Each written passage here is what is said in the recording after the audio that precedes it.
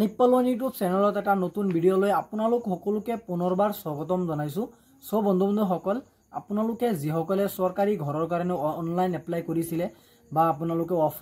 অফলাইনত আপোনালোকে এপ্লাই কৰিছিলে চৰকাৰী ঘৰৰ কাৰণে, আৰু যোৱা কেইদিনমান আগতে আপোনালোকে যেটো মানে অসম চৰকাৰৰ দ্বাৰা বা আমাৰ ভাৰত চৰকাৰৰ দ্বাৰা প্ৰধানমন্ত্ৰীৰ দ্বাৰা বা নৰেন্দ্ৰ মোদী বা ডক্টৰ হিমন্ত বিশ্ব শৰ্মা ডাঙৰীয়াই কৈছিলে যে আপোনালোকে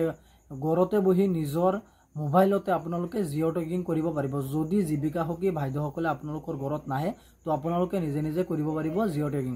যদি আপোনালোকে কোনসকলে মানে জিঅ' টেগিং কৰিছিলে বা আপোনাৰ মোবাইলতে বা আপোনাৰ জীৱিকা সখী বাইদেউসকলে আহি আপোনালোকৰ মানে যেটো চৰকাৰী ঘৰৰ মানে ফটোটো সেই ফটোটো মাৰা হৈছিলে, আৰু আপোনালোকৰ যিমান মানে আপোনাৰ ধৰি লওক প্ৰমাণ পত্ৰখিনি আপোনালোকৰ যিখিনি দিয়া হৈছিলে আপোনালোকে নিশ্চয় দিছে। আৰু যদি আপোনালোকে জিঅ' টেগিং কৰিছে তেন্তে আপোনালোকৰ ভাবে বহুত ভাল খবৰ, কিয়নো ইতিমধ্যে চৰকাৰৰ তৰফৰ পৰা এখন ভেৰিফিকেশ্যন লিষ্ট জাৰি কৰা হৈছে বা মুকলি কৰা হৈছে। আপোনালোকে এইখন লিষ্টত যদি আপোনালোকৰ নাম আছে তেন্তে আপোনালোকে একো চিন্তা কৰিবলগীয়া নাই, আপোনালোকে একো চিন্তা কৰিব নালাগে। তেনেহলে আপোনালোকে অতি সোনকালে পাবলৈ গৈ আছে চৰকাৰী ঘৰ। আৰু আপোনালোকৰ যিসকলৰ মানে ধৰি লওক চৰকাৰী ঘৰৰ কাৰণে জিঅ' টেগিং হৈছে তাৰ মানে আপোনাৰ মানে নৰেন্দ্ৰ মোদী বা আমাৰ হিমন্ত বিশ্ব শৰ্মা ডাঙৰীয়াই কোৱা মতে আপোনালোকৰ কেইদিনমান পিছতে ধৰি লওক আপোনালোকৰ এতিয়া বৰ্তমান মানে আপোনাৰ জিঅ' টেগিংটো কৰি নিছে, আৰু জিঅ' টেগিং কৰি নিয়াৰ পাছত আপোনালোকৰ যেটো ভেৰিফিকেশ্যন লিষ্ট আছে সেই ভেৰিফিকেশ্যন লিষ্টত যদি আপোনালোকৰ নাম আছে, যিসকলৰ নামটো আছে সেইসকলে কিন্তু আপোনালোকৰ ধৰি লওক মে মাহৰ 15 বা 10 তাৰিখৰ আগতে মানে আপোনালোকৰ মানে পঞ্চায়তত মতা হ'ব আপোনালোকক, আৰু পঞ্চায়তত গৈ আপোনালোকে আপোনাৰ মানে যিখিনি আপোনালোকে প্ৰমাণ পত্ৰখিনি আপোনালোকে লৈ গৈছিলে বা আপোনালোকে মানে জিঅ' টেগিং কৰাৰ সময়ত আপোনালোকৰ আধাৰ কাৰ্ড, পেন কাৰ্ড, আপোনালোকৰ বেংকৰ একাউণ্ট আৰু আপোনাৰ লগতে কিবা কিবি নথি পত্ৰ আপোনালোকে গাঁঠি দিছিলে বা আপোনালোকে ভেৰিফিকেশ্যন কৰিবলৈ নিছিলে, বা আগতে যদি আপোনালোকৰ ঘৰত যদি চৰকাৰী ঘৰ পাইছে বা আগত আপোনালোকৰ কি ডকুমেণ্টৰ প্ৰয়োজন হৈছিলে, প্ৰমাণ পত্ৰৰ আপোনালোকৰ প্ৰয়োজন হৈছিলে, সেই প্ৰমাণ পত্ৰখিনি আপোনালোকে পঞ্চায়তত গৈ জমা দিব লাগিব। আৰু পঞ্চায়তত এখন মিটিং হ'ব বা আপোনালোকৰ গাঁও সভা এখন হ'ব, সভাত বহি আপোনালোকক মানে তাতে ভেৰিফিকেশ্যন কৰা হ'ব। আৰু মানে যিসকলৰ মানে জিঅ' টেগিং কৰাৰ পাছত যিসকলৰ লিষ্টত নাম আহিছে বা ভেৰিফিকেশ্যন লিষ্টত নাম আহিছে সেইসকলে কিন্তু সেকেন্ড ভেৰিফিকেশ্যনটো কৰিব পাৰিব। আৰু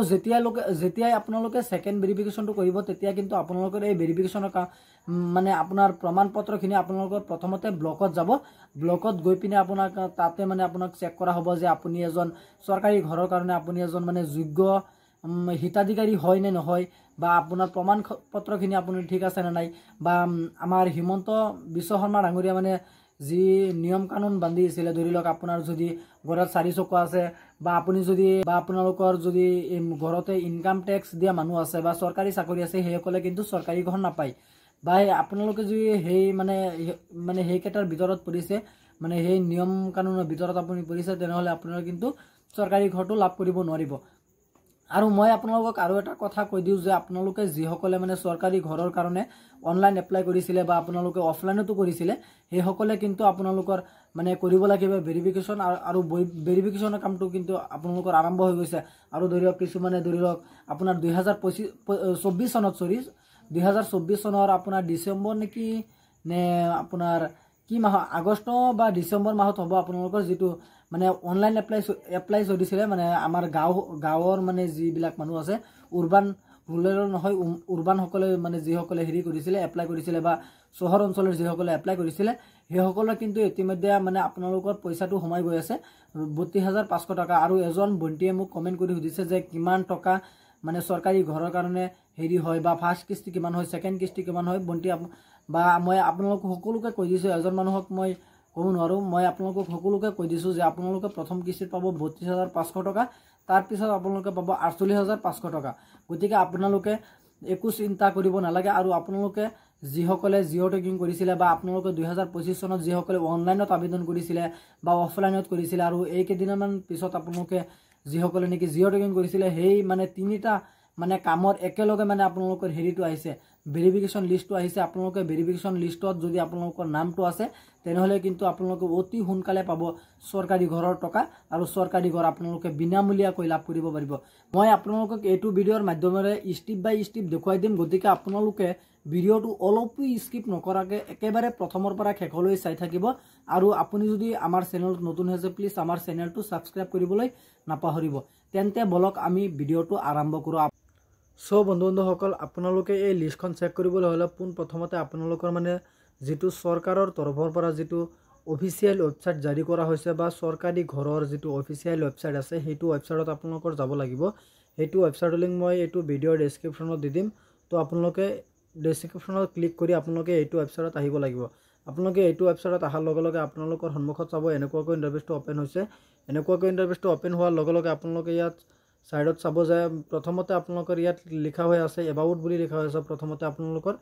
গতিকে আপোনালোকে প্ৰথমতে চাব ইয়াত এবাউট বুলি লিখা আছে তাৰ পিছত আপোনালোকৰ আৱাসত বুলি লিখা আছে তাৰ পিছত আপোনালোকৰ ডকুমেন্ট বুলি লিখা আছে গতিকে আপোনালোকে ইয়াত ক্লিক কৰিবলৈ হ'লে আপোনালোকৰ প্ৰথমতে আপোনালোকৰ কৰিব লাগিব আৱাসত ক্লিক কৰিব লাগিব আপোনালোকৰ আৱাসত আপোনালোকে যেতিয়া ক্লিক কৰিব তেতিয়া কিন্তু আপোনালোকৰ ৱেবছাইটটো অলপ লোডিং হ'ব লোডিং হোৱাৰ পাছত আপোনালোকৰ সন্মুখত এনেকুৱাকৈ ইন্টাৰফেচটো ওপেন হ'ব এনেকুৱাকৈ ইন্টাৰফেচটো ওপেন হোৱাৰ পাছত আপোনালোকে ইয়াত চাব যে তাৰ পিছত ৰিপৰ্ট বুলি লিখা আছে গতিকে আপোনালোকে সিম্পলি ৰিপৰ্টত এটা ক্লিক কৰি দিব যেতিয়া আপোনালোকে ৰিপৰ্টত এটা ক্লিক কৰিব তেতিয়া কিন্তু আপোনালোকৰ ৱেবছাইটটো অলপ লোডিং হ'ব ৱেবছাইটটো অলপ লোডিং হোৱাৰ লগে লগে তাৰ পিছত আপোনালোকৰ সন্মুখত এনেকুৱাকৈ ইন্টাৰফেচটো ওপেন হ'ব এনেকুৱাকৈ ইন্টাৰফেচটো ওপেন হোৱাৰ পাছত আপোনালোকে একেবাৰে তলফালে স্ক্ৰল ডাউন কৰিব একেবাৰে তলফালে স্ক্ৰল ডাউন কৰাৰ লগে লগে আপোনালোকে ইয়াত এটা অপচন দেখা পাব যে ইয়াত বেনিফিচিয়াৰী ডিটেইলছ ফৰ ভেৰিফিকেশ্যন গতিকে আপোনালোকৰ যিসকলৰ কাৰণে মানে ভেৰিফিকেশ্যন হৈছিলে সেইসকলৰ মানে এই লিষ্টখন চাব পাৰিব গতিকে আপোনালোকে সিম্পলি ইয়াত এটা যেতিয়া ক্লিক কৰিব তেতিয়া কিন্তু আপোনালোকৰ ৱেবছাইটটো অলপ আকৌ লোডিং হ'ব লোডিং হোৱাৰ পাছত আপোনালোকৰ সন্মুখত এনেকুৱাকৈ ইন্টাৰফেচটো ওপেন হ'ব এনেকুৱাকৈ ইন্টাৰফেচটো ওপেন হোৱাৰ পাছত আপোনালোকে প্ৰথমতে আপোনালোকৰ দিব লাগিব ইয়াত আপোনাৰ মানে ষ্টেটটো প্ৰথমতে আপোনালোকৰ সিলেক্ট কৰিব লাগিব তাৰ পাছত প্ৰথমতে আপোনালোকৰ ষ্টেটটো ইয়াত সিলেক্ট কৰিব তাৰ পিছত আপোনালোকৰ ডিস্ট্ৰিক্টটো সিলেক্ট কৰিব আপোনালোকৰ গাঁও পঞ্চায়তটো আপোনালোকে সিলেক্ট কৰিব ব্লকটো আপোনালোকে সিলেক্ট কৰিব সিলেক্ট কৰাৰ পাছত আপোনালোকে প্ৰধানমন্ত্ৰী আৱাস যোজনা বুলি সিলেক্ট কৰাৰ লগে লগে আপোনালোকে মানে আপোনালোকৰ মানে এটা ইয়াত অংক দিয়া হৈছে অংকটো আপোনালোকে পাতিব যেতিয়া আপোনালোকে অংকটো ইয়াত পাতি দিব তাৰ পিছত আপোনালোকে সাবমিট বুলি লিখা আছে গতিকে আপোনালোকে সিম্পলি সাবমিটত এটা ক্লিক কৰিব ভিডিঅ'টো বেছি দীঘল হোৱাৰ কাৰণে মই আপোনালোকক দেখুৱাব পৰা নাই মই শৰ্ট ভিডিঅ'ত মই এই কেনেকৈ লিষ্টখন চেক কৰি মই আপোনালোকক দেখুৱাই দিম গতিকে আজি ইমানখিনি আছিল আপোনালোকক দিবলগীয়া ইনফৰমেশ্যন